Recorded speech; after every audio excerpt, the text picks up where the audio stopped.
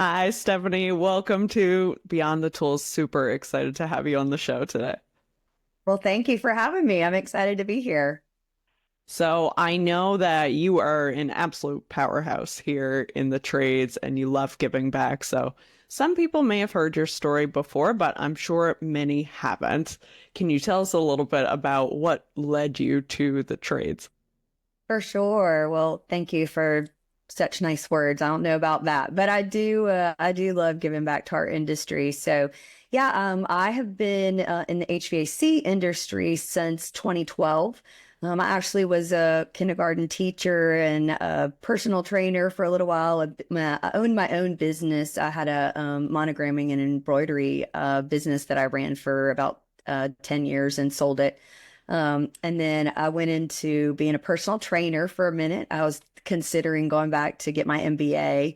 And I was actually training a HVAC owner and his wife. And when I mentioned that I was thinking about going back to get my MBA, he offered me a job. And wasn't really interested in HVAC. I didn't even know what that was or what he did, but he had just purchased a couple companies and was putting them together and had joined a best practices group, Nexstar, and so he wanted me to come in and basically implement all those best practices in this new company that he was putting together. So I took that job and it was really great just to a good step into the industry, getting to know the technicians and implementing how things were going to be done in the home and the level of customer service that that he wanted to be able to provide. And so I did that originally for probably about 2 years. And kind of when you're in that position, you're making the rules and the processes and the procedures for everybody. And it really just morphed into the operations manager. And so I was the operations manager and grew that company. It was about 4 million. I was there about 7 years and it was 14 million when I left. We had about 75 employees, and an amazing experience, especially pre-COVID, all of that stuff to see how a company could grow, and organically. Honestly, we only did one acquisition, a very small one, towards the end of my time, so that was all organic growth, and just built a great team. We ended up going our separate ways. I think that I probably outgrew the position at some point, but all things are go the way that they're supposed to go. And actually, my husband David worked there as well, and we were not together at the time, but we through our own journeys ended up together and we both left there and we actually went into business with an investor right before COVID. Went through that whole process and procedure and he wanted to open a company and wanted people to run it and run it successfully and have ownership in it, which we did. And we actually got married, went on our honeymoon, and came back from our honeymoon and opened our company. And in the middle, right beginning of COVID, Wow. and who knew, right, how that was going to look for our industry. But we were able to grow that company from David in a truck to 23, 24 employees in less than 2 years, grew it to about 5 million. The sad part of that story is that then he fired us. The good part of that story is that he fired us. And then 2 weeks later, with really no plan, because that was not on our bingo card for 2021, we opened Anchor. And David was the license holder, of course, and what were we going to do? And so I actually ended up going to work for Contractor Commerce for that time, and was able to, we were so new that I could do, morning, lunch, and night, kind of helping, and running the inside and answering phones and stuff, and have a full-time job. And David was out putting in air conditioners. And so we opened December of 21, and we just at that point, we were like, we're doing this for ourselves. We're not going into business with anybody else. We don't want anybody else's help. We know what we want a company to look like. We're tired of working for do it or I guess not working for other people because I didn't really mind that. I love that, but growing somebody else's dream the way that Mm. they wanted it, right? And we were employees and we knew we'd had situations where we just weren't treated the right way, and we just vowed that we were going to have a company where people would want to work and want to be part of that team. And that really has been the foundation. Our company is called Anchor, and everyone always thinks it's because we live in Charleston, South Carolina. It's because we need our anchor God. And that's really, my sister sent me a quote that was about being anchored in God. And I looked at David and I said, we're going to be Anchor Heating and Air. And so that has been a real, great foundation for us, of course, right up until this week. It still is. And sometimes that's what you need, right? And so again, been very blessed. We had a lot of experience. That's one thing I try to tell people a lot of times. They look at our company and say, "Oh my gosh, y'all just blown up, and you did it so quickly." Yeah. And I'm like, "Yes, a 20-year overnight success, absolutely."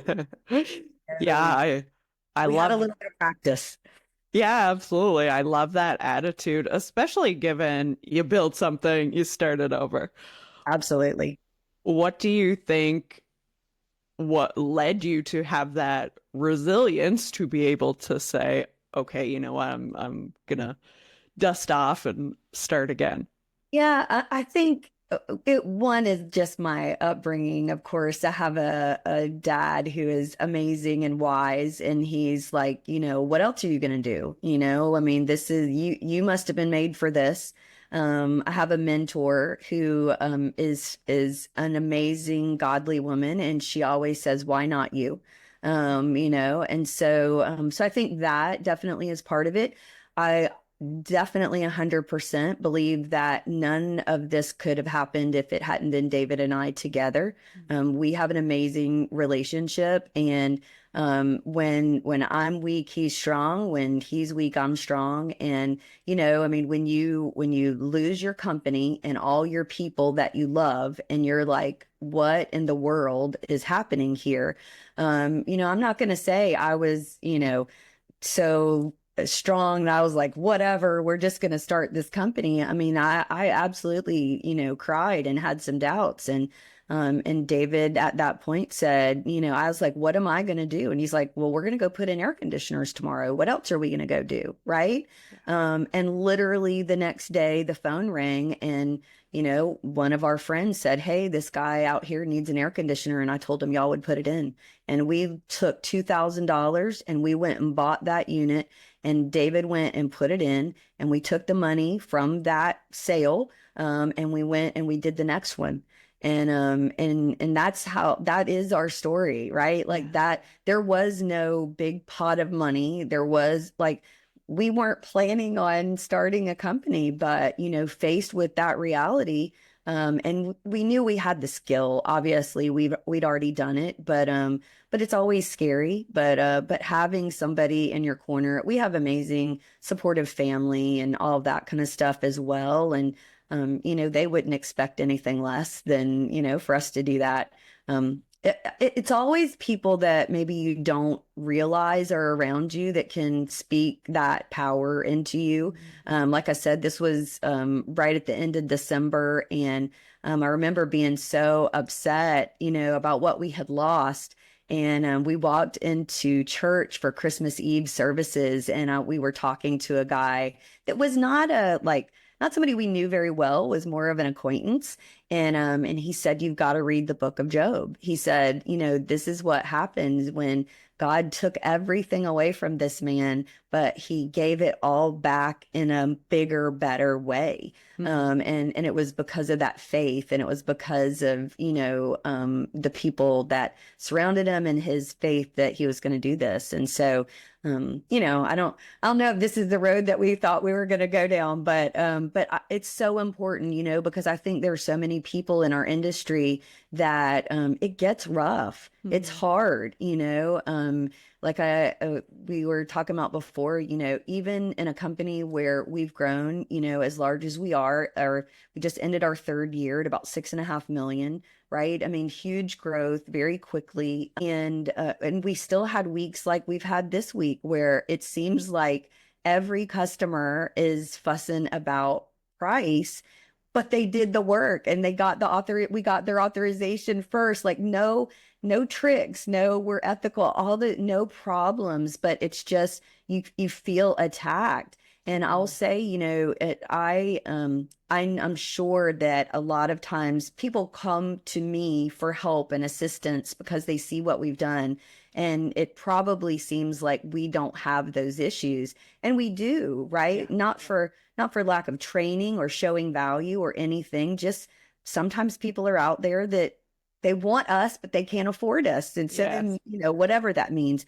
But I turned to one of the HVAC owners groups last night and I just said, I'm tired. Tell me that this is a bad week. Help me see that this gets better. And I'm like, that makes me emotional.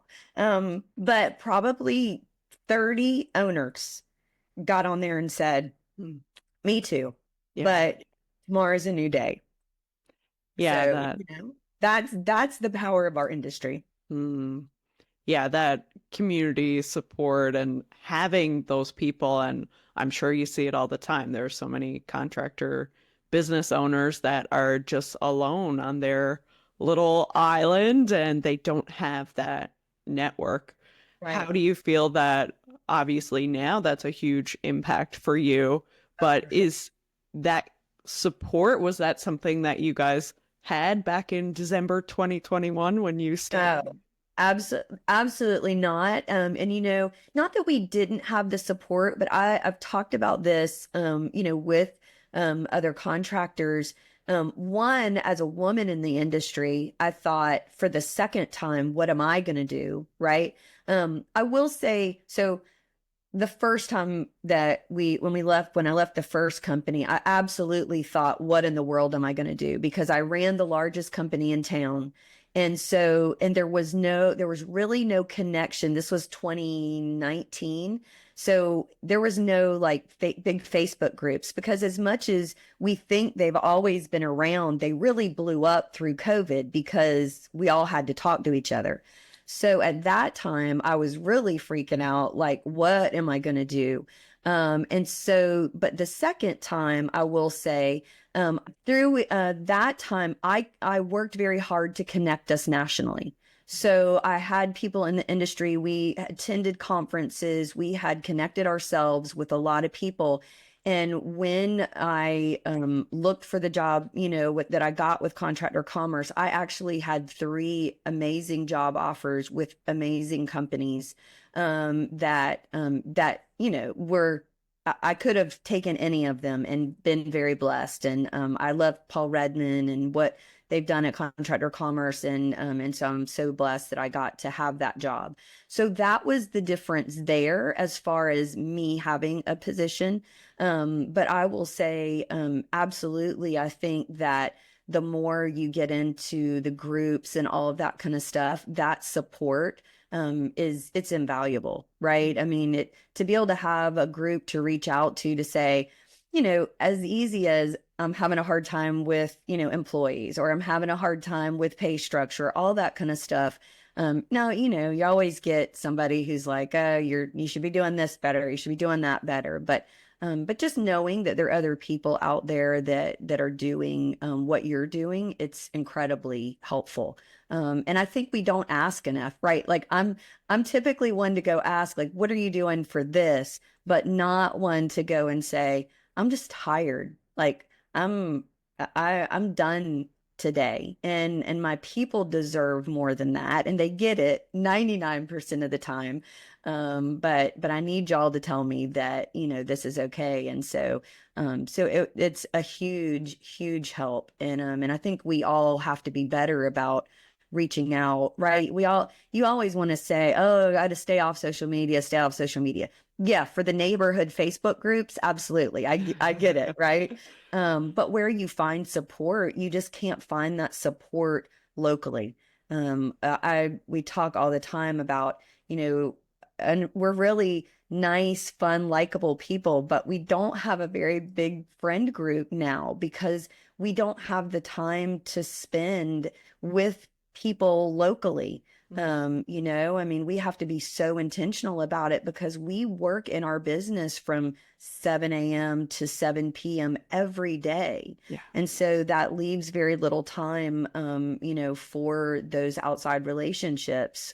So that can be very isolating in itself. And again, I have some girlfriends in the trades that I couldn't do without. I mean, just to be able to just to build a fuss or, just say like, what the heck today, that's super valuable for sure.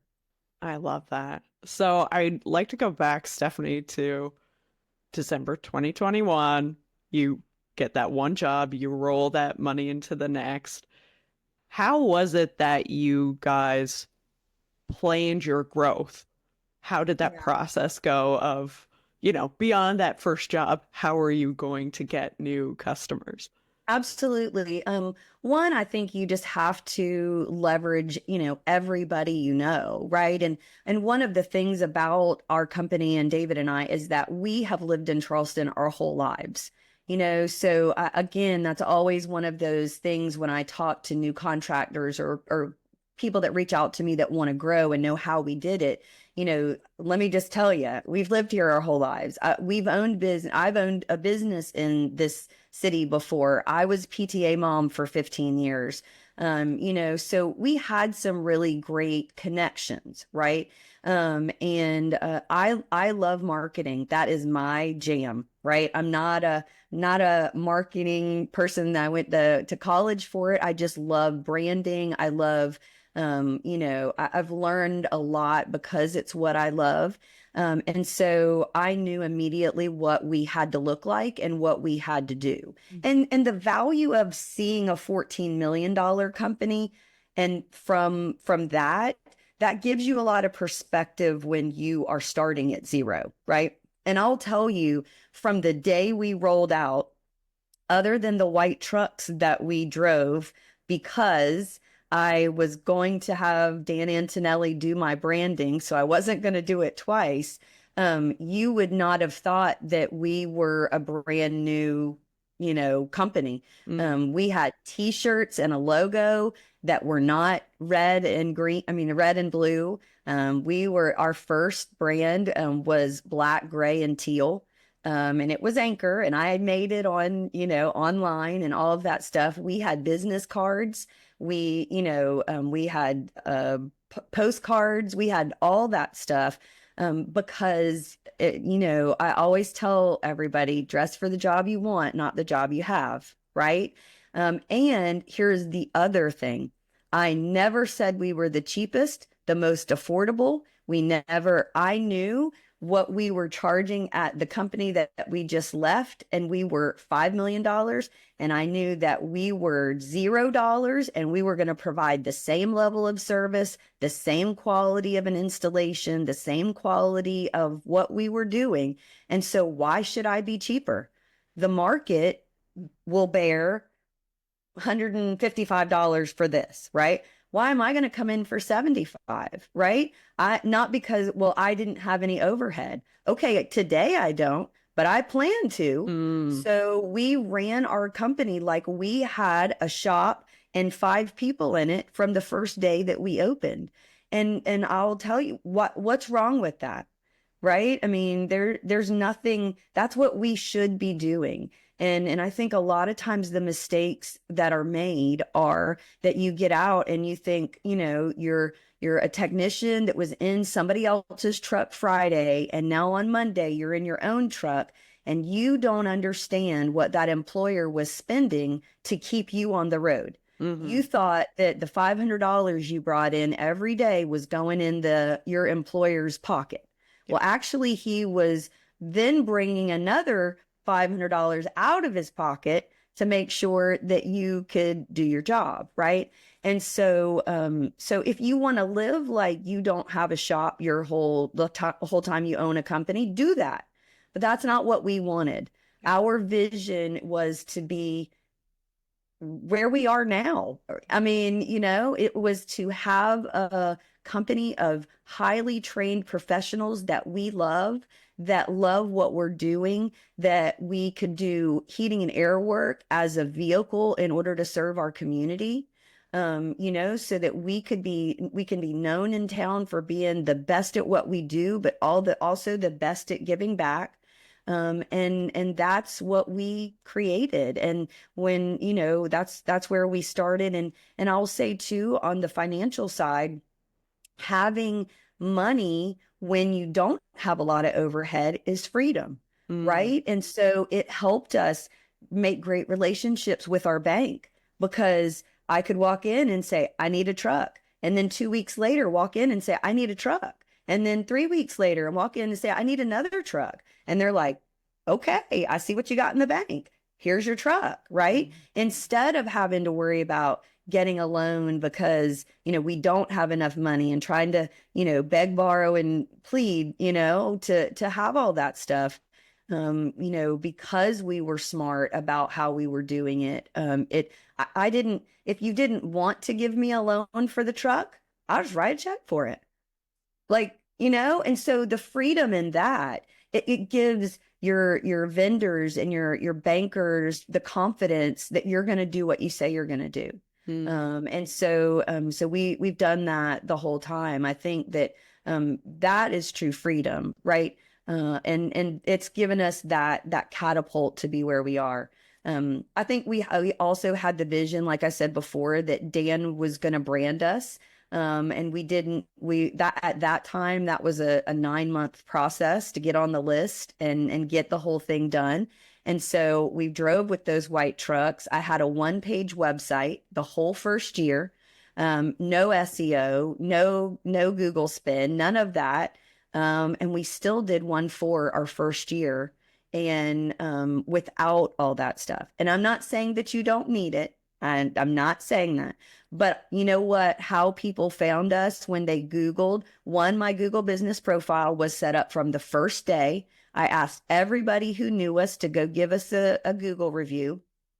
We posted on TikTok, and that is how people found us the whole first year, because when they Googled Anchor, they found our Google business profile, and they found all the videos that I was posting on TikTok. Mm. So, and all free.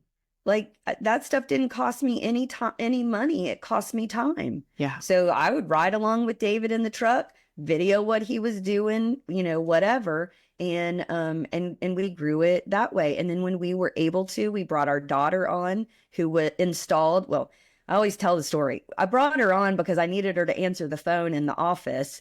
And I said, you should go ride with your dad so that you know when you're talking to people what he's doing, right? What does it look like when he's out in the field? And she rode along, and she never came back in the office. And now she's an installer. That's incredible. It is. And so she's our longest employee. She's been with us just now 3 years. And so, and then during that first summer, right before the summer, we were able to hire for service tech. We paid for experience. We paid him more than any other company was paying in the area, because here's another thought. I didn't want to bring on somebody with no experience, because then that could hurt my reputation. And it also might make me have to go do a call 2 times. Right. Well, doing one call 2 times is not efficient or profitable. So I brought on somebody with experience that could immediately go take care of the service calls one time. David could go do installs one day, at one time. And then it allowed us just to be very efficient as we grew. A lot of guys will get out the truck, do everything themselves, get frustrated, answer the phone, and then they hire a helper who doesn't know what they're doing, and they'll leave the helper on the install. They'll go try to run service. They'll miss service call or miss telephone calls because they won't hire somebody to answer, and then wonder why they can't grow. Yeah. Right. So there's so much. And again, if you would have backed up to the first 3 months that you were open and you charged appropriately, then by the fourth month, you would have the money to hire a lady or gentleman for the office and to hire an experienced service tech, and then Mm, you can go do installs, right? yes. So little things like that. And then once we got our branding towards the end of the year, people were like, "Oh my gosh, y'all just blew up." I'm like, no, we've been driving those white trucks around town. You just didn't see us then. Now Yes. you see us. Mm, And, I mean, all that, and creating a brand that was our story, right? Why are we Anchor? Why are there pearls on the anchor? I mean, all of that stuff. What did that all spun off our Pearl Promise and our Captain's Club? It's all a loop, all yeah. together in our story. Okay, I definitely want to dig into those things, but going back for a second from like a team building perspective, because I think that's really interesting. So you brought on this more experienced service tech so that you can continue with that momentum. You don't have callbacks, you don't have all these other issues. At that time, was the service tech and your husband, Dave, as the installer, were they doing sales as well? So David did the sales, right? Which made sense because he was installing the units, Yeah. right? So he could go see what was going on, what they needed. And here's the other thing. We also, again, because we had some experience and had run another, grew another company, we didn't go in and just offer 14 SEER equipment. Mm, We didn't just offer the base model. We looked at the home and we gave people three options, mm, right? Good, better, best. And what do most people pick? They usually pick the middle, right? So then now we have a little bit more revenue, money for overhead, some profit, right? That we are able to continue to grow our company. mm. So that was definitely, that was just the model that made sense, right? And again, you have to think about who you are and where you are.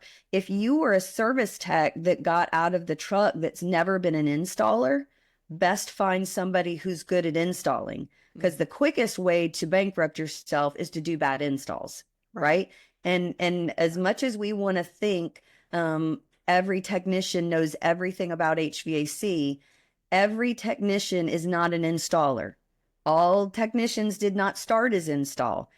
The best technicians did start as installers because they understand the life and the way that the system works, right? Mm. And not that you can't learn it, so there's no exclusions here, right? Yeah. But it's a lesson to um, re, re, put people around you that are smarter or that can fill your gaps, right? So if you're a service tech and you don't know install, then hire you a good installer. If Mhm. you're a great installer, hire you a good service tech. And David would tell you today, he still doesn't think he's a great service tech. David's super smart and can remember everything. And he has grown himself into a great service tech. And when he didn't know, he would call people, right? Mm, He yeah. would, or he would Google it, or he would do whatever. And he then, service is so difficult because you don't see the same thing every day, right? Install, same thing every time. I mean, you're putting in this unit, but service can be daunting because everybody has a different house, different insulation, different duct system, old or new, old system. So that can be a real challenge. But I think that's the biggest lesson, no matter whether it's leadership or technical skill. You have to fill your gaps with people that are smarter and better than you, Mm. and not have ego in that. Right? I am absolutely not the smartest person at this company.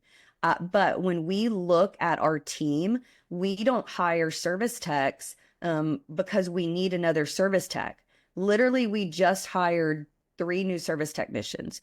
We were trying to fill a gap with some customer service. So we needed somebody whose customer service was really good. We needed somebody that was really technical. So we hired somebody that was really technical. We needed somebody that could just be a learner. So we hired somebody that was a learner, right? And we passed on another guy that was a really technical guy, but I didn't need him, right? Right. And so when we look at our team, we're just not hiring anybody who walks in the door. We've created an environment and a culture where we can pick who we need when we need them, and we're also growing a bench. I already have another guy. We had a hiring event. We had two guys show up to the hiring event. I hired one, and I have another guy that I'm trying to figure out how I'm going to plug him in here. I just can't. I don't have it yet, Yeah. but he will be here, right? Yeah. Because I'm planning always for 6 months down the road. Yeah. I'm not planning for what's going on right now in my company. I know what the roadmap looks like. Okay. Well, actually, let's talk about that a little. From a planning perspective, is this something every year you're setting out the year, or is it 3-year plans, 5-year plans? Like, what does that look like for you guys now?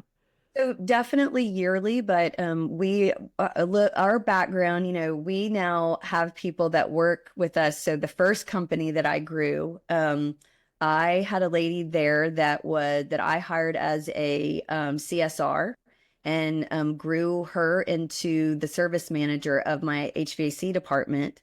And then when I left there, we didn't have contact for a good long time. She still worked at that company. Now she's my HVAC service manager here. And so there are a lot of people at our company that have, from our first two relationships in companies, now have come home to Anchor. And so I tell you all that because our background is in EOS, with the entrepreneurial operating system, Traction, you might know Gino Wickman. And so we really like yearly planning, but we have a 3-year, 5-year, 10-year vision and goal. And that can change, right? And I think it has changed as we have continued to grow. We have the first year we outdid my 3-year plan. So I planned by year 3 we would be at 1 million, and we did 1.4 our first year. So we doubled that our second year, and then doubled that last year. So but that's okay, because what you also find is that revenue is not, it shouldn't be the goal. Profitability is now the goal, because you can have, way more headaches if you're making 10% at 20 million, and way less headaches if you're making 20% at 10 million. So I'm more in the, let's be more profitable and have less people and less stuff to do. But that comes with planning. So yeah, we do have a vision for down the street, or down the road. But we actually have a fractional CFO, and David and I spent 2 days with him in November and mapped out what this year was going to look like, what the goals were going to look like based on what we had done last year, and where our gaps were. We had a lot of gaps in our sales department, and we closed more of all the opportunities that we had gotten, we would have to do nothing more than just install more. And that was a scary thing to realize. But for this year, it's a great thing, because it means that I don't really have to hire any more people than I had last year, except in the install department. And we can do, we'll do 9 or 10 million this year. We'll see how it goes. But again, a lot of people you're constantly saying, oh, revenue, revenue, revenue.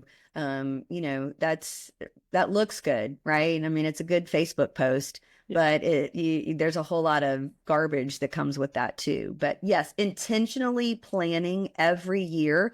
And I would put a goal to do it in October, so that it's done by the end of November, so that you are starting the beginning of the year and you know what every month looks like. Your people know what their goals are. We had our kickoff to 2025 the second week of January. We sat everybody down and said, here's the goal for the year. What does that mean for you? How much do you have to produce this year in order for us to hit that goal? And then we all made bingo cards and vision boards. And everybody in here has on their bingo card, what they have to cross off this year. And we're holding everybody accountable to that, including ourselves. And if those things get crossed off those bingo cards, like who knows what we'll do this year? It'll absolutely be over the goal.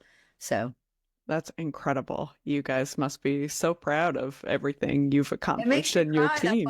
That's why I get emotional about it, because when things happen like they do this week, it's whatever. It's a lesson. It's not about these people who have posted anything. Let's be clear. It is always a lesson in humility for us, which is a huge thing. We try so hard to be humble. We know that we are so blessed. We also know that blessings come with a whole lot of work, and we have done a whole lot of work. And we are truly invested in the people that work here. And just like we had a snowstorm last week, and lots of other companies were out there on the road in the middle of the ice and snow. And I said, absolutely not. If something happens to one of my people, it is just not worth $89. And like, it's not. And so when it's safe, I will send my people out. And when they felt safe, they went out.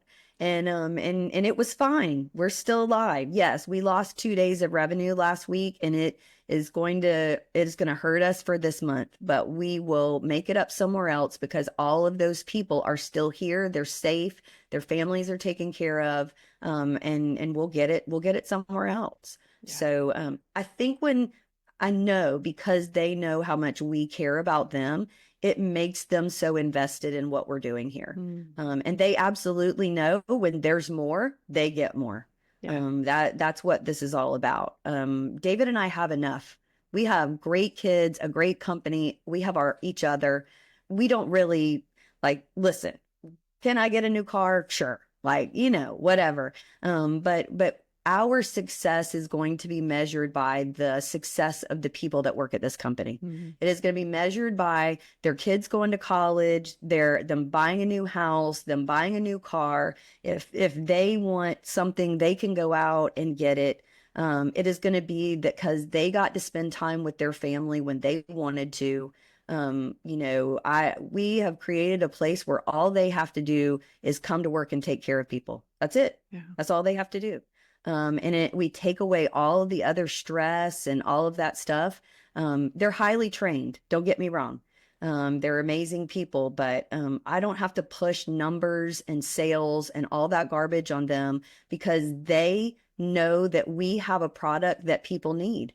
They know that there is something in someone's air conditioning system or heating system that could be improved for their health, safety, or comfort. And so they're invested in helping people understand that.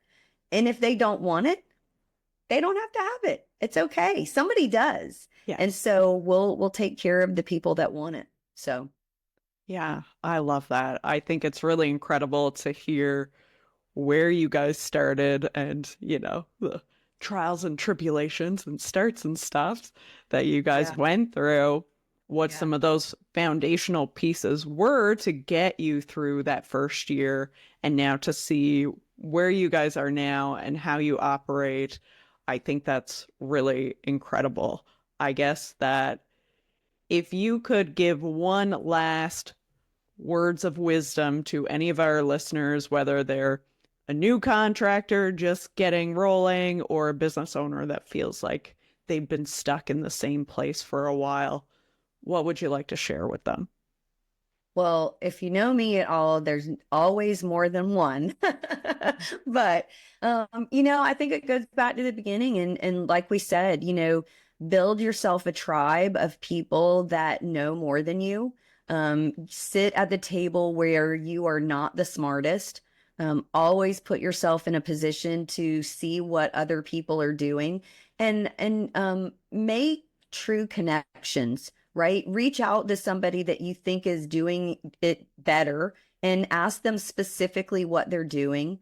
I would say read every Facebook post in these groups and take them with a grain of salt, because you need to know what that person has done before, what their experience is. Do they live in a city of 750,000 or do they live in a city of 70,000? Right? I mean, you can't look at people's stats and go, oh, they did that, I can do that. Well, you're not them. You're you. So what is special about you and your company that is going to differentiate you, and take those bits and pieces from other companies and do that. I think the other biggest part that I would say, and hopefully, that's kind of come out in what we've talked about, is you have to be so convicted about who you are as a company and what you will not sacrifice. Mm. Like I will not back up. I will always back up my people. Like if I have taught them what I want them to do out there and what we are going to do as a company, and I know that's what they're doing, I'm going to have their back every time. And I share that, right? Like don't make me a liar, right? But that comes from them knowing what the mission is. And so often as business owners, we tell people the first day of work, this is who we are as a company and this is what we want you to do. And then a year, 2 years, 3 years later, we're like, why don't they do what we told them to do? Well, we told them 3 years ago what we did. Did we go back and do we every week, every month, do we exhibit that vision of what we told them originally? And when they falter, did we ask, do they need something? You've kind of dropped off. What's going on? Is there something going on that we can help you with? Do you not care? Do you not want to work here anymore? That happens. Let's just be transparent about it. I'll help you find a job somewhere else, right? So I think those things, as leaders, like you have to really develop yourself, and you may not have been a leader, right? Again, people are entrepreneurs because they are terrible employees a lot of times, right? But now you have employees. So don't make it as miserable for them as you were being an employee, because what do you think they're going to do? They're going to leave. You did, Yeah. wouldn't you? I mean, so I think really sitting in, and being reflective as a leader, and knowing who you are and what you want the mission of your company to be. And let me tell you, the biggest secret, it's not heating and air. Mhm. It is not heating and air. Like if you're doing this because it's heating and air, like get out, because it is not worth it. It just isn't. There has to be something else driving you, and it's not, your wife. You want to get away from your wife at home, like that. That is not a reason to start a company. Find out, like, do you want to serve? Do you want to take care of your community? Do you just want to see people grow? Do you want to be a teacher? Do you have a mission to grow the industry? There's something more. And when you find out what that more is, you will be amazed at how your company is able to grow. And you don't even have to try, because people will be so engaged in your mission, they'll want to be part of it. Absolutely. Stephanie, this was such an incredible conversation. I know our listeners are going to want to learn more about you. What's the best way that they can connect with you? Yeah, definitely. I mean, of course, I'm on Facebook, so you can definitely reach out to me there. I always like a little note, when you reach out to me, because I'm like, who are you? That's helpful. You can, of course, find us on TikTok. You're welcome to email me or message. Either way, my email is spostell@anchorheatingandair.com. So definitely send me a message or whatever. I'm always happy to chat and see where I can help, or connect you with somebody or whatever. I love this industry. Obviously, I love my company, and the more successful we all are, the more successful we all are. So Absolutely. And we'll put all those links in the show notes as well for anybody listening. Stephanie, thank you so much. I really appreciate your time. And this has been an incredible conversation. awesome. Well, thank you so much. I really appreciate it too.